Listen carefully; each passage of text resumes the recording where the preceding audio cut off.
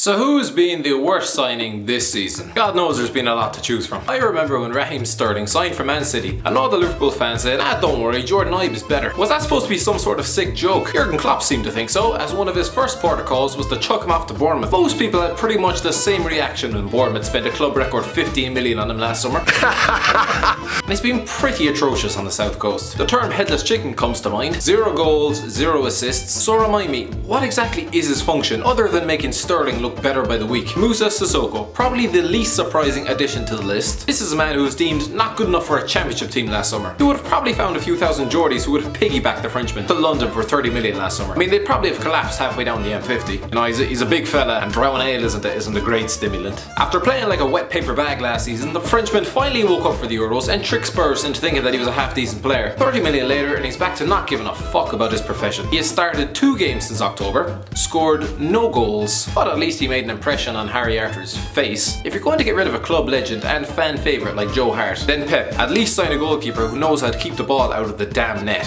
You know, rule 1 of how to be a goalkeeper. Life was like a box of chocolates. You never know what you're gonna get. The same could be said for buying from the Eredivisie. You might strike gold with a Suarez or a Van Nistelrooy, or you could be stuck with Alfonso Alves or Matthias Kezman. Christ, I'd say Gareth Southgate is still having nightmares about that Brazilian. Vincent Janssen was never going to walk into the Spurs side, not while Harry Kane still has air in his lungs. But you might have expected that the man who scored over 30 goals last season would look somewhat competent in front of goal, instead of a frightened schoolboy. The man has scored 5 goals in 25 games for Spurs this season, with 4 coming from the penalty spot. 17 million for a penalty taker. Michy Batshuayi, what was the point? Honestly, Michy, why didn't you just sign for West Ham? You might be a good player, who the hell knows, you barely played all season. But 23 goals for Marseille last season would suggest you are. He was never going to dislodge Diego Costa, so why Chelsea decided to spend 33 million on him last summer is anybody's guess. Did Roman Abramovich lose a bet or something? He's been used so sparingly that there were even rumours that he's going to go to Swansea in January in a swap deal for Rente. Batshuayi remained unavailable for comment, probably as he was contemplating jumping off a bridge at the very prospect. The man of the hour, Paul Pogba, was always going to get a mention. The man with more haircuts than goals this season, or probably hot dinners, so let's be honest. Hasn't the Frenchman been the worst midfielder in the Premier League this season? The French Charlie Adam, a Sunday League player who somehow snuck into Old Trafford? No.